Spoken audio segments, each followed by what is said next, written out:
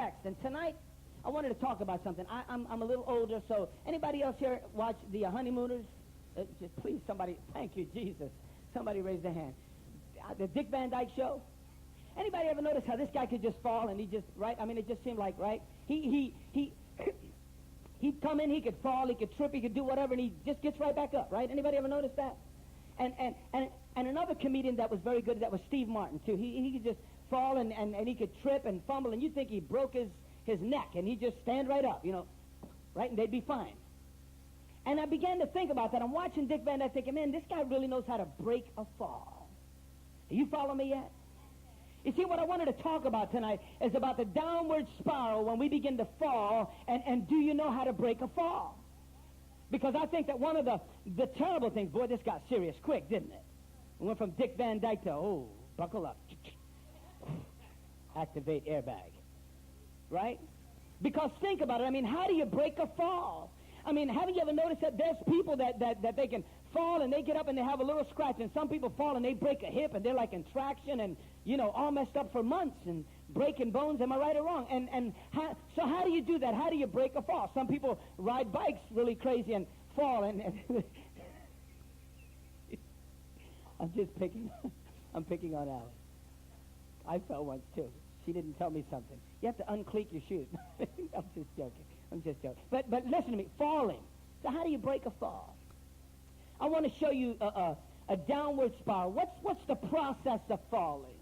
And the reason I want to share this message with you, also from Luke 15, is because I believe there's a process to falling, and sometimes our pride won't let us break the fall early enough, and we end up destroying ourselves. How many of you have been into that cycle of self-destruction? Every time you almost make it in life, you screw it up, either on purpose or something. You just can't say, listen to me, you wouldn't know how to live in success, so you got to go ahead and mess it up. Anybody know what I'm talking about? It seems like everything is going fine, and you got to figure a way to mess it up. And what it is there's this cycle of destruction. There's this spiral when we begin to fall. But, you know, every fall doesn't start on the ground. A fall starts up here, a little trip, a little slip, a little slide, a little imbalance. Are you with me? So I want to take you to the process of breaking a fall. Did you ever, something I love this, I remember in North Philly, me and my brother Mickey, we'd beat each other up with hammers, with sticks. We'd chase each other with knives down North Philly. Really, honestly, we were like a really, what it is, like 2nd Street in North Philly, you know, back then, you know, just really, I mean, we try to kill, you would think we were really trying to kill each other, and for the moment, we were trying to kill each other. And I remember people would try to jump in and defend it. And you know that's a mistake, right? Because me and Mickey would then, what? How dare you? We'd end up beating them up. And they were trying to help us, right? Because breaking a fall is like it's like stopping a fight after you got the adrenaline going. Am I right or wrong? It's just not possible. It's like stopping you from doing something after you've already, listen, breaking a fall is this hard. It's like not taking a drink when the cap is off. Are you following me? It's like not taking dope when it's Friday, your pockets are full of money, and you're in front of the cop spot and they're waving at you. I mean, it's that hard to break a fall. I mean, where do you go from there? How do you get out of this? How do you get out of that? Breaking a fall is like saying no to that sweet honey, male or female, once you got hot and bothered and you already too far in. You're just too far gone. Your emotions are too wound up. You ain't thinking no more. And how do you back out of this? Are you following me? Breaking a fall is important. As a believer, as a man, as a woman, it's important that we learn what it is that happens in a fall. Sometimes all we do, I'm standing and then I'm flat on the ground, and we never see the process. Are you following me? But there is a process. I'm going to show you it happens. Sometimes, even subliminally, you can't catch it, but it's happening. It's going on. You follow me? Luke chapter 15, verses 11 through 32, please. NIV. Jesus continued, there was a man who had 2 sons. The youngest said to his father, Father, give me my share of the estate. So he divided his property between them. Not long after that, the younger son got together all he had, set off for a distant country, and there squandered his wealth in wild living. after he had spent everything, there was a severe famine in the whole country, and he began to be in need. So he went and hired himself out to a citizen of that country, who sent him to his fields to feed pigs. He longed to fill his stomach with the pods that the pigs were eating, but no one gave him anything. When he came to his senses, he said, how many of my father's hired men have food to spare? And here I am starving to death. I will set out and go back to my father and said, Father, I have sinned against heaven and against you. I am no longer worthy to be called your son. Make me like one of your hired men. So he got up and he went to his father. Stop. The first verse I want you to look at, if you could throw up verse 11. You see, there is a process to falling. Many of us don't realize that. How many of you been involved in something? You're like, Pastor Jim, I don't even know how it happened, man. You know, I don't know how she got pregnant, man. It was just like one of them things. One of what things? Right or wrong? I don't even know how it happened, Pastor Jim. I was on 2nd Street, man, and they arrested me. You know, I don't know where that crack pipe came from. Right or wrong? Ready to have, it's as if there's this a memory loss, and they have no clue how I got there. But I want you to know there is a process, and as believers, I want to challenge you that we need to be preaching a gospel that is applicable to our lives, and it can come right from the Word of God that can teach us some of the warning signs to look for so you don't take that downward spiral. Amen? Number one, there is a desire. Jesus continued, there was a man who had 2 sons. The younger one said to his father, Father, give me my share of the estate. There was the desire. The first step in the process of falling is that unholy desire, if you will. That you begin to look at something and you begin to want something and you begin to want something that's out of the way. Is everybody following me? There's that first step, a desire. A desire is like a wish. It's like a longing for something. It's like an appetite for something. How many of you haven't fallen because you're just thinking about drugs again? Are you thinking about alcohol? Are you thinking about that girl that ain't your wife? Or thinking about that man that's not your husband? How many of you, you know, nobody's going to raise their hand, right? Right? Me and Becky, and right, thank you. Okay? Right or wrong? That's how it happens. First step is there's a desire. There's this longing. There's this wanting. The first step to falling is that you begin to get this desire in your mind and in your heart. I want what's mine. I want to do what I want to do. I want to do things mine. I feel like I want to do this, and I am going to do it. You follow me? Verse 12 is the decision. He says, Father, give me my share of the estate. The second step to falling is the decision. When you come to a decision that you've reached a conclusion in your mind. Come on, anyone follow me? How many of you know that when you start to feel tempted to do something that you know is ungodly, is going to wreck your life, your family, or your relationships, and you're kind of headed on that, but then you, it's just a desire. But the second thing is that there's a decision, and that decision is that you reach a conclusion in your mind that you're going to go for this. Anybody follow me? Nothing can stop you. You got the bottle in your hand. You've ordered it. It's coming. You've already gone to the cop stop and you're walking around trying to find your favorite buddy. I'm already at the girl's house. I'm driving by and I'm looking at it. I'm wondering if I should call her on the cell phone. Come on now. Anybody know what I'm talking about?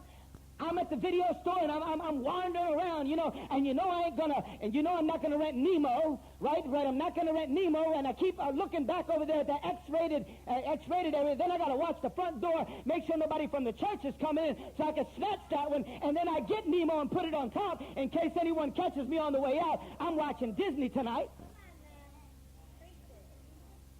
But you know that ain't about Under the Sea.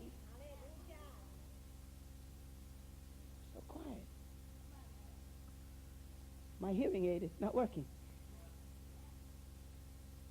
You see, number 2 is the decision. You reach a conclusion.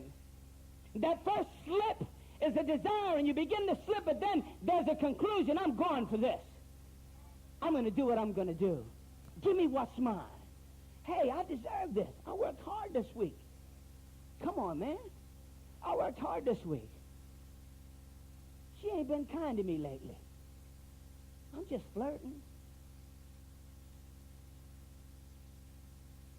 Anybody follow me?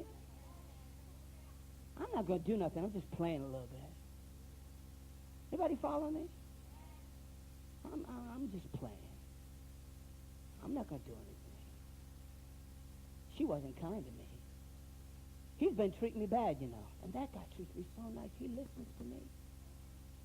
He listens to me so much. I could tell him anything. Anybody follow me? See, the second step in the downward spiral is the decision. You reach a conclusion in your mind that this is okay. You begin to justify what you're about to do, but you still haven't done it. And folks, what I'm trying to show you is that at any step here, you could break the fall. Come on now, is anybody following? Listen, I'm not here to give you bad news. I'm here to give you good news. I'm here to tell you the further you go into the trip, the harder it's going to be to recover.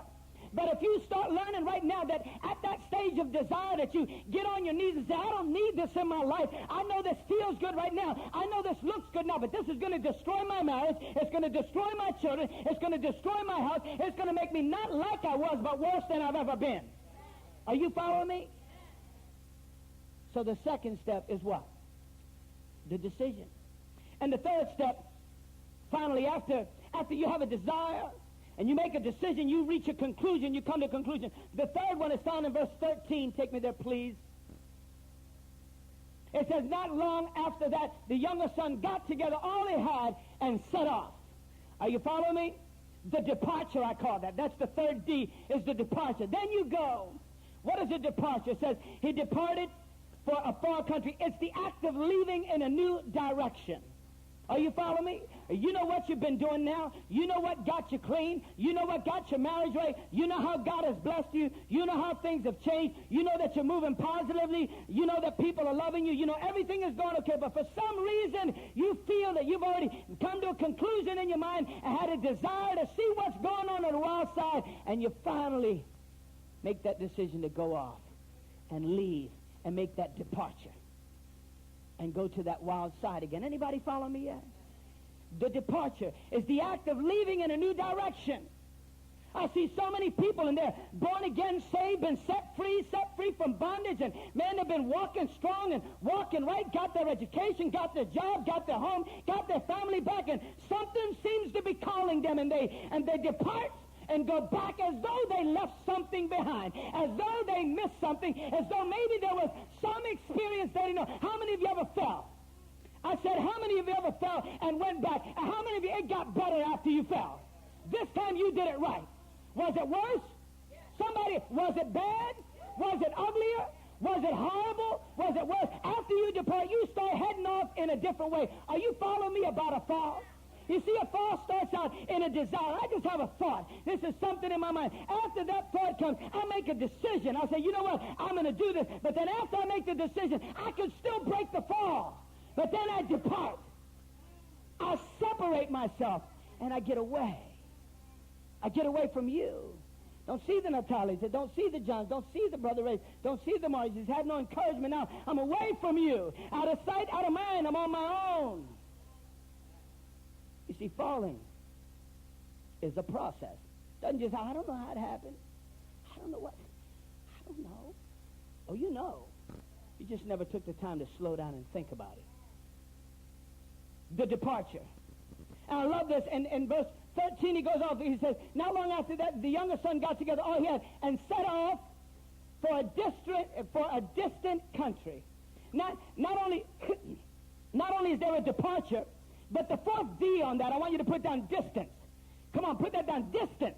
It said he went off. Not only did he go off, but he went to a far country. How many of you done that? Once you turn away from God, once you walk away from being clean, once you walk away from being faithful, once you start taking that walk to the other side, it seems like you get farther and farther and farther and farther and farther and farther away from the things of God, the people of God, and the places of God. You see, so then you put that distance there. It said he went off, not only he didn't go around the corner, he didn't go to Samaria, he didn't go right next door. He went off to a far place. It ain't even got a name. Come on now, it doesn't even have a name. It says to a distant country. And man was going, we don't even know what it's called. We don't even know where you are. How many of you been there? And folks, and then what happens, some of you might be there tonight, and you're right here in the pew, but emotionally, you're out there in a distant country. You might be right here sitting down in the presence of Jimmie Rivera, but in your heart, in your mind, you've made some decisions, and you've made some things, and you've had some desires, and they're taking you emotionally to a faraway place, and that's why you can't sleep at night. That's why you don't have no peace. That's why you have no joy. And you got to show up here and have a sourpuss face because you don't have joy because you've made a decision and you've departed in your mind. The battle sometimes is not in the flesh. The battle sometimes is right here. You follow me? The distance. It says he went off into a far country, a faraway place. You follow me?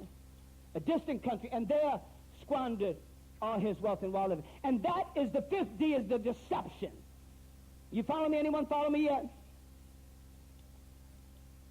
Take me back to 13, please, at the end of 13. I want you to look at this. If the first step in the process of falling is a desire, I think I want to do this. I'm attracted to it. Then the second one is the decision. You know what? I'm just going to try a little bit. I'll be safe. Not like before. Oh, I'll never do that again. How many of you ever been down that road? I have a block named after me called, I'm not doing, I know I messed up, but not like, I'm never going to be, not like that. You're not. You're going to be worse. You know you're going to be worse. And then there's the departure. Then you go ahead and do it. After you depart, you leave. There's that distance where we don't see you no more. But then, 13, he set off for a far country and there squandered. That word squandered, his wealth and wild living. Squandered is D number 5 is the deception. There's where you're deceived. You squander it. How many of you know it? Come on. We've all bumped into a little money. Come on now. Haven't we? We've all something's rolled our way. Come on now. You got it this way, that way, a back injury, whatever. Something happened. Something happened and something came your way. I heard this very funny story about these three guys. I got to make you laugh for a minute, only because I just thought about it, because I can do that. But the point is, there were these three guys, and they went to a Benny Hinn crusade. Went to a Benny Hinn crusade. And these three guys are there, Natalia, and this guy's like a faith healer. He just touches you, and you know it's done. Right? It's all over. It's just gone. It's healed. Right? Or so they say. Anyway. So these three guys go, and the one's got migraine headaches. The one's got a nervous disorder, and the other one's got a back problem. So the one's got the headache sees me and say, hey man, those people are getting healed, man, I'm going up there. And they keep moving up, and they're getting closer to Benny Hinn, and Benny Hinn is kind of right there, and man, he touches the guy, and the guy says, oh, hallelujah, man, I don't have no headaches no more. Man, I don't believe it works, man. And the second guy's got a nervous problem, man, and he comes, and Benny Hinn touches him and says, I don't believe it, man, I'm as calm as I can be. And Benny Hinn finally sees two and figures, let me go for the third. He gets ready to touch that third one. He says, yo, don't touch me, man. I'm on disability. I'm waiting for a check.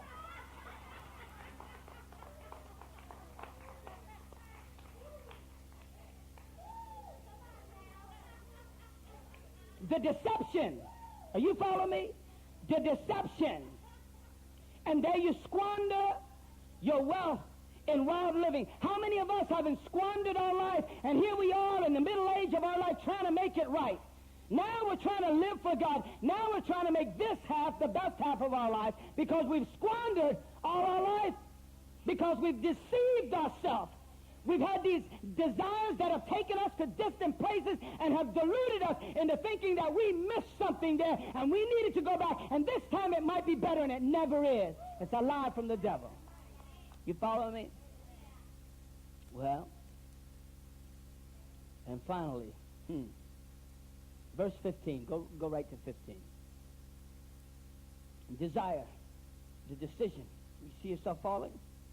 The departure, the distance, the deception, and finally.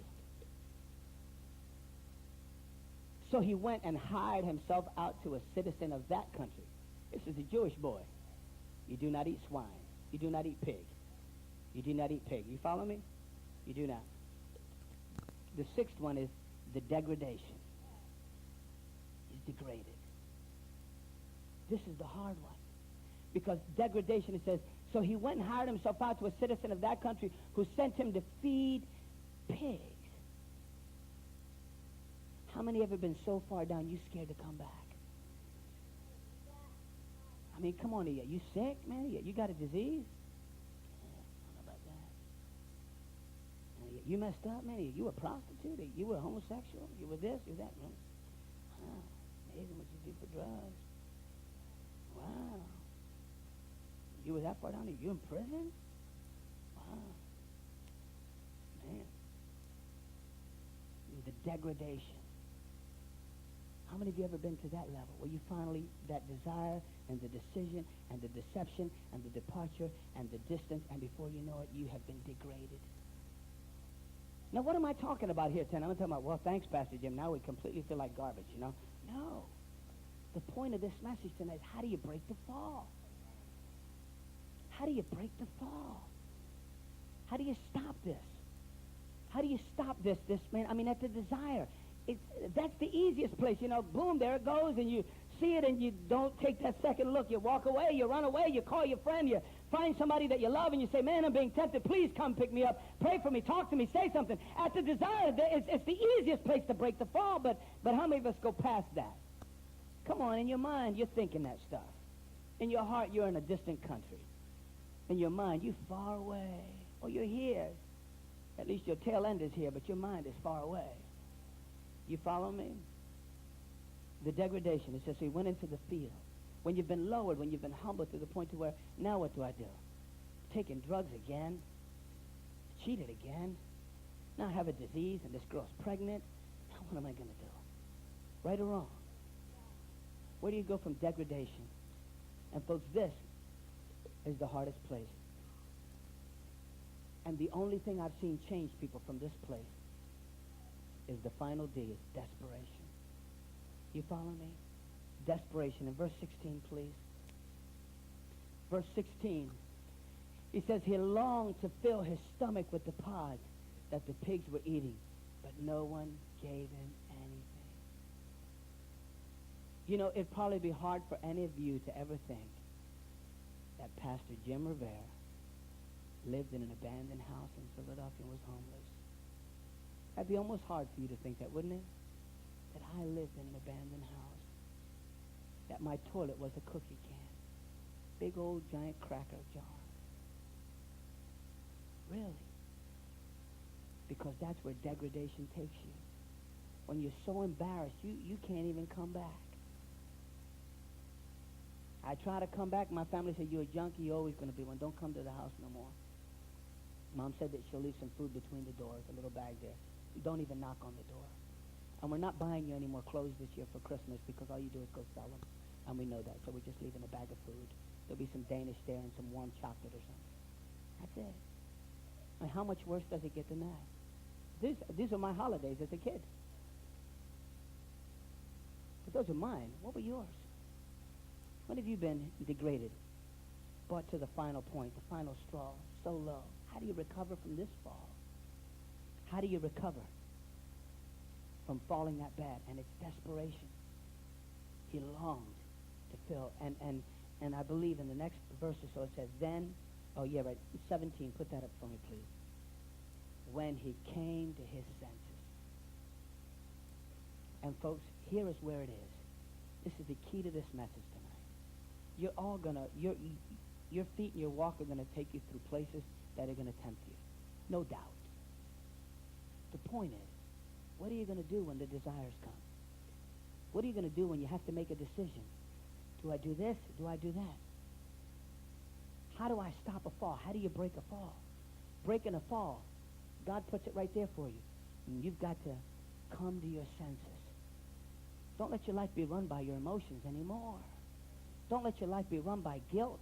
Don't let your life be run by shame. Don't let your life be run by the past. Don't let your life be run by the voice of your mother in your mind that gets you to do things how they want you to do them. Or by your father or your stepfather, your uncle, whoever abused you, whoever touched you, whatever it was. Don't live by your feelings. When you find that you're at that desire, come to your senses. Find somebody, say, man, I need to come to my senses. This is going to destroy me, man. Our bodies at this age now can't do what we did 20 years ago, you know. Try it and you see what happens. We can't do the stuff we did anymore. Folks, the key to breaking a fall is found in verse 17. You have to come to your senses. When you see that there's a desire, Come to your senses. Say, God, listen to me. And listen, that's done on your knees. That's done through making a call.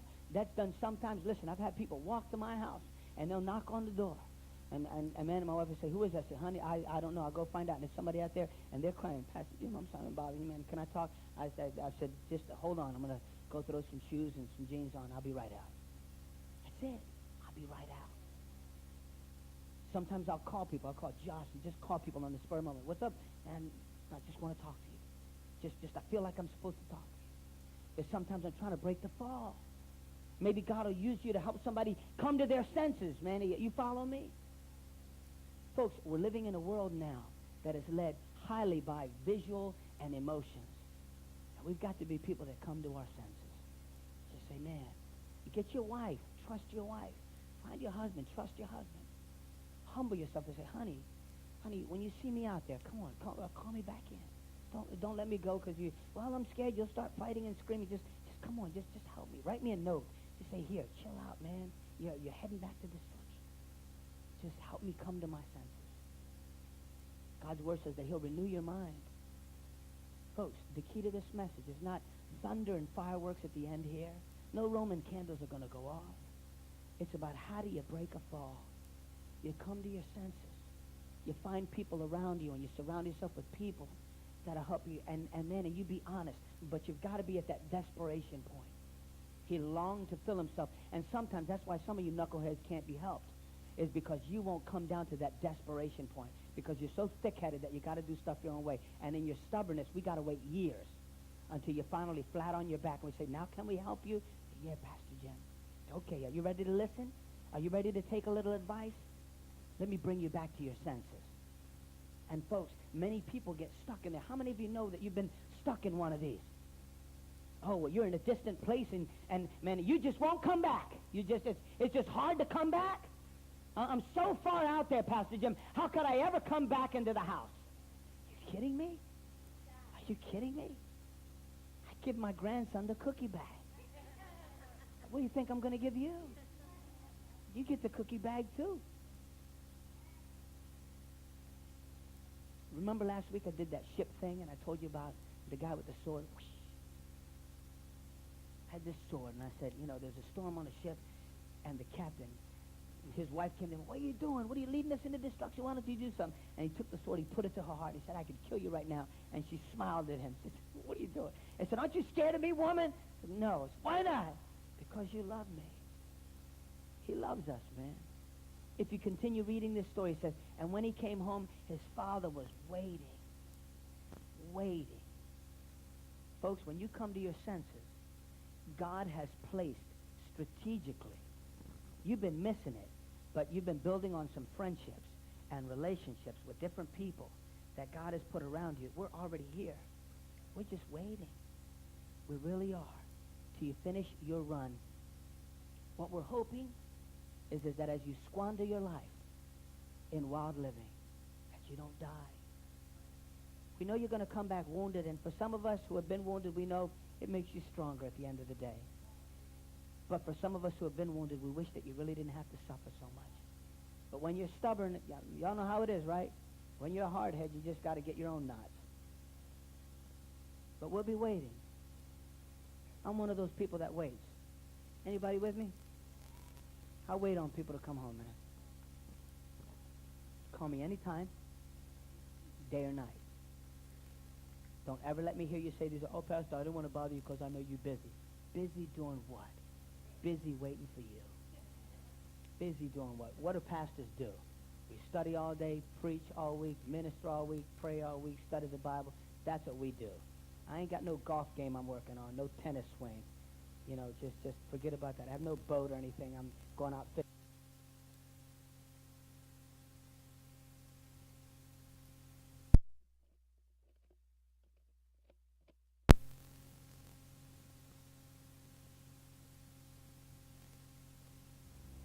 Any place that you've seen, oh, I thought they were there. Any place that you've seen yourself. Because here's the thing. I found, you see, I told you a minute ago, I was very intimate with you. I told you, hey, man, I lived in an old house. Really, Pastor Jim did? Senior pastor, ordained, reverend? Yeah, 21 years ago. Really? And maybe that helps some of you. You're thinking, wow, man, if he can do it, I can do it, right? So maybe some of you have been caught at one of these places. Maybe somebody here say, yeah, you know what, Pastor Jim? I always fall. And my greatest place is at the decision, right there, where it's all emotional, wing, and I go, and I don't stop till I'm dropped.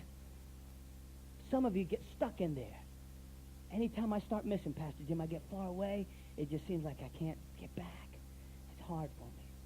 Anybody, maybe you can, if you really are one of those that waits, maybe right now, just by sharing a short something, a little nugget of truth that might, go ahead, Brother Ray.